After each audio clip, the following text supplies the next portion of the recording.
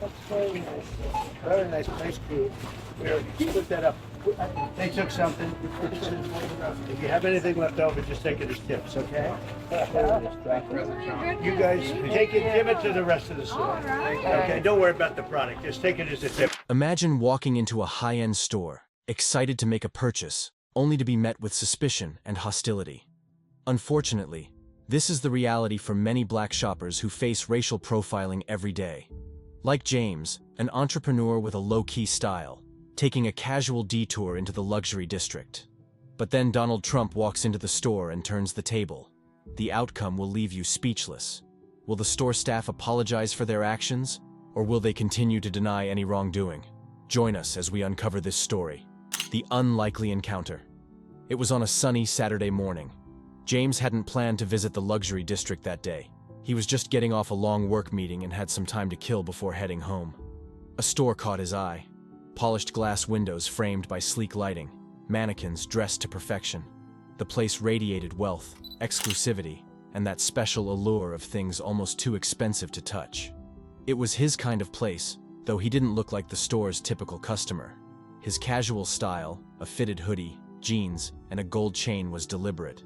James was an entrepreneur, founder of a small but successful tech consulting company, but he didn't feel the need to flaunt it. Wealth, he thought, didn't have to scream. But in this store, he noticed quickly. The perception was very different. You won't believe what happened next. The moment James stepped through the doors, he felt it. The sudden shift in energy, the sidelong glances, the unspoken judgment. Employees dotted around the store kept their eyes on him, pretending to tidy up displays but really watching him. They were subtle, but James had seen it before, a little too often. He didn't need anyone to tell him that he didn't fit the image they were expecting. He could practically read the assumptions on their faces. What's he doing here? Is he lost? James pushed back the rising feeling of unease and focused on why he'd come. There was a watch he had his eye on, something he'd been considering for a while, a treat for himself after months of hard work. He knew he could afford it, knew it would be worth it, but he hadn't come fully prepared to buy it today. He just wanted to see it up close, hold it in his hands, imagine it on his wrist. As he approached the display case, a sales associate intercepted him. She was in her mid-40s with carefully styled hair and an air of professionalism that almost cracked when she sized him up. James had just stepped into the high-end boutique, the air around him immediately feeling thick with the scent of expensive perfumes and polished leather. The store gleamed, all sharp edges and sleek lines, with the glass display cases sparkling under carefully arranged lighting. The atmosphere was undeniably luxurious, but beneath the surface, there was an edge, one that grew sharper as James made his way to the watch counter. As he approached, a woman in a crisp blazer, her hair pulled back tightly, intercepted him with a smile that didn't quite reach her eyes. Her name tag read, Susan. Her demeanor was polished, her gestures deliberate, and her tone held a practiced warmth that felt as hollow as the click of her heels on the marble floor. "Hello there," she said, her voice pitched just a touch too high, the brightness in her tone as artificial as the pristine lighting that glinted off the jewelry displays around them. She seemed to study him for a beat longer than necessary, a slight hesitation in her expression, as if she were mentally trying to place him. "Can I help you?" she asked, her words slow and cautiously measured. James noticed the flicker of doubt in her eyes. He'd been here before, not this store exactly, but this moment. The subtle scrutiny, the unspoken question behind her smile, all the small signals that told him she wasn't quite sure he belonged here. But he was here for a reason, and he wasn't about to let her assumptions throw him off. Keeping his tone polite but firm, he gestured toward the display case with a slight nod. "Actually, yes," he said, his voice calm and steady, refusing to let the weight of her scrutiny settle on him. "I'm interested in seeing that watch over there, the limited edition one." Her eyes darted to the watch he indicated, and for just a second, her smile faltered. It was a small flicker, barely perceptible, but James caught it. It was as if she was mentally recalculating, trying to align her expectations with the reality of his request. The woman, her name tag read. Susan hesitated for just a second, enough that James caught it. She managed a tight-lipped smile and nodded, though her eyes flicked to a colleague standing nearby. James didn't miss the exchange, nor did he miss the barely concealed suspicion in her expression. But he wasn't here to make a scene. James felt a tightness in his chest. The sense of being unwelcome was hard to shake. He noticed other customers around him, an older man in a tailored suit, a young woman dressed head to toe in designer labels. No one was paying them any mind. But him?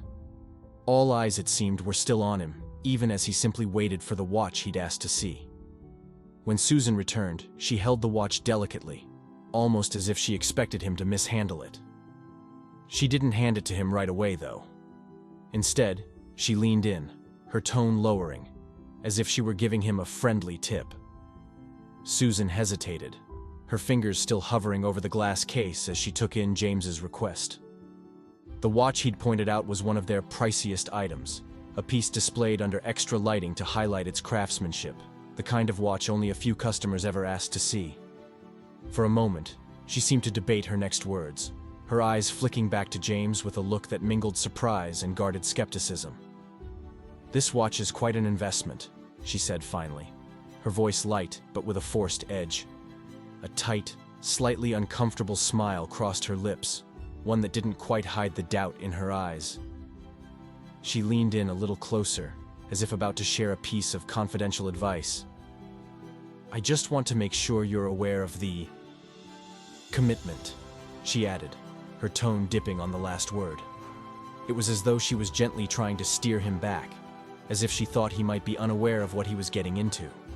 Her eyes scanned him briefly, from his casual clothes to the confidence in his gaze, but her own uncertainty was clear.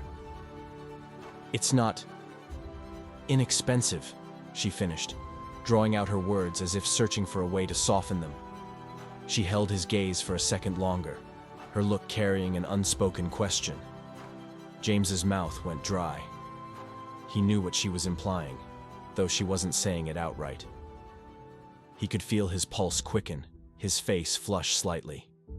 He wasn't one to shy away from confrontation, but he also didn't want to create a spectacle.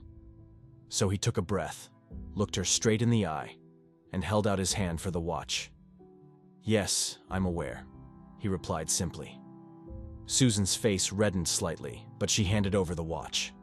James held it carefully, feeling its weight, admiring its craftsmanship. It was exactly what he wanted.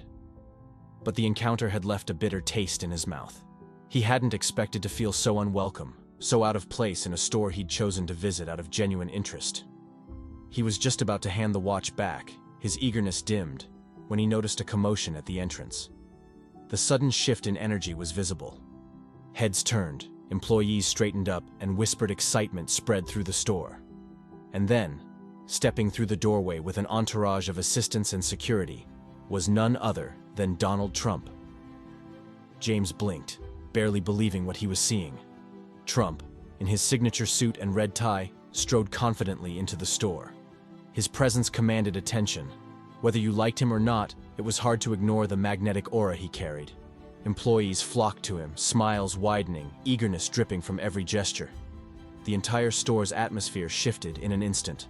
James stood there, the watch still in his hand, feeling like he'd been rendered invisible. Everyone in the store, Susan included, seemed too captivated by Trump's arrival to pay him any mind. James couldn't help but smile at the irony. Moments ago, he'd felt scrutinized, judged, practically unwelcome. And now, he was left to his own devices, almost forgotten in the background. As Trump moved further into the store, surveying the displays and exchanging polite nods with the staff, he seemed to take note of James standing by the watch counter. For a moment, their eyes met, and to James's surprise, Trump raised an eyebrow, almost intrigued. Trump turned away from the throng of store staff and made his way over to James, glancing down at the watch in his hand. "Nice choice," Trump said, nodding approvingly. "I've got one of those myself, worth every penny." James felt a moment of shock, quickly replaced by an odd sense of amusement. Here he was, just another customer in a high-end store, and now he was having a conversation with Donald Trump.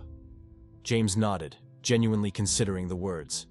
He'd expected a lot of things today, but getting shopping advice from Trump hadn't been one of them.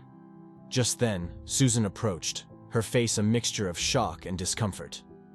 What she did next will shock you. The watch and the unexpected ally. She clearly hadn't expected Trump to engage with the customer she'd been treating so dismissively. Her voice faltered slightly as she addressed him, asking Trump if she can assist him with anything.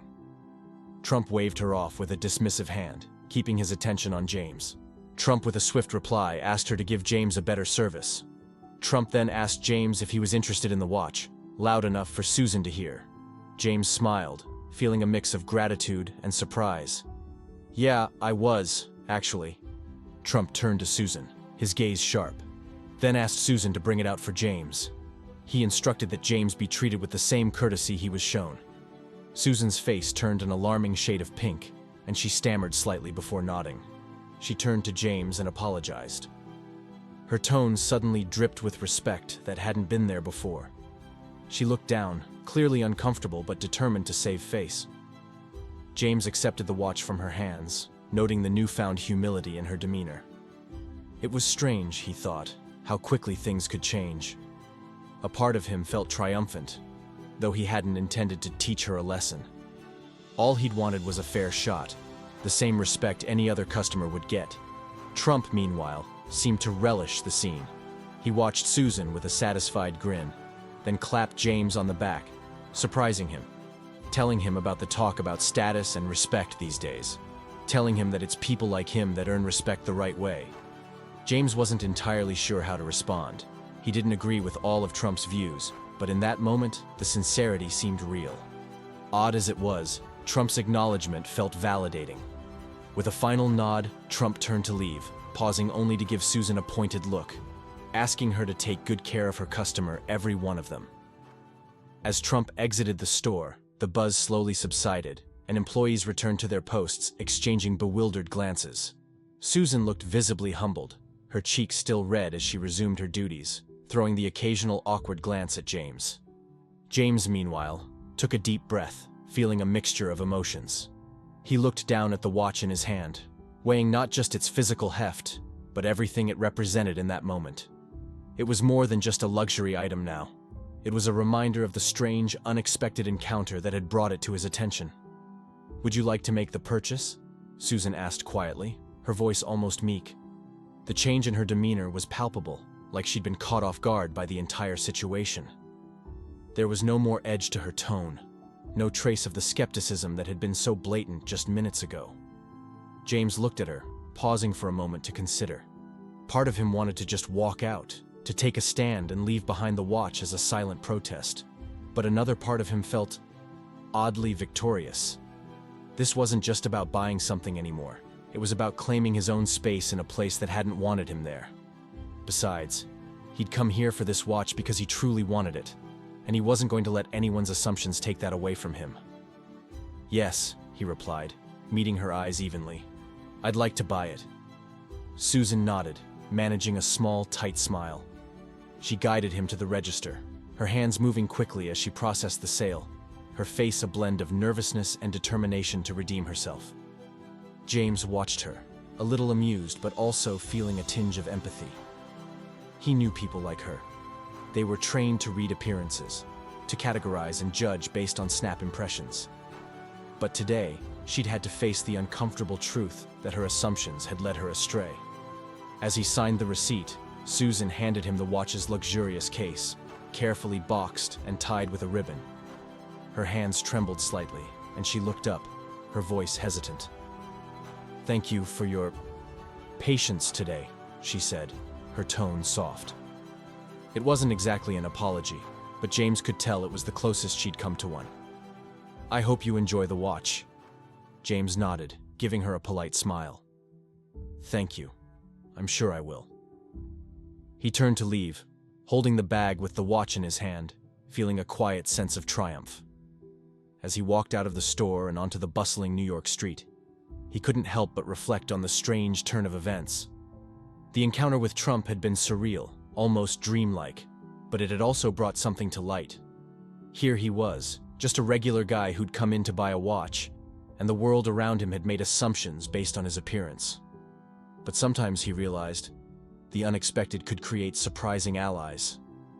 He glanced down at the box in his hand, the watch inside now carrying a significance he hadn't anticipated. It wasn't just a luxury item anymore. It was a reminder of resilience, of holding his ground, and of the unexpected support that had come in the most unlikely form.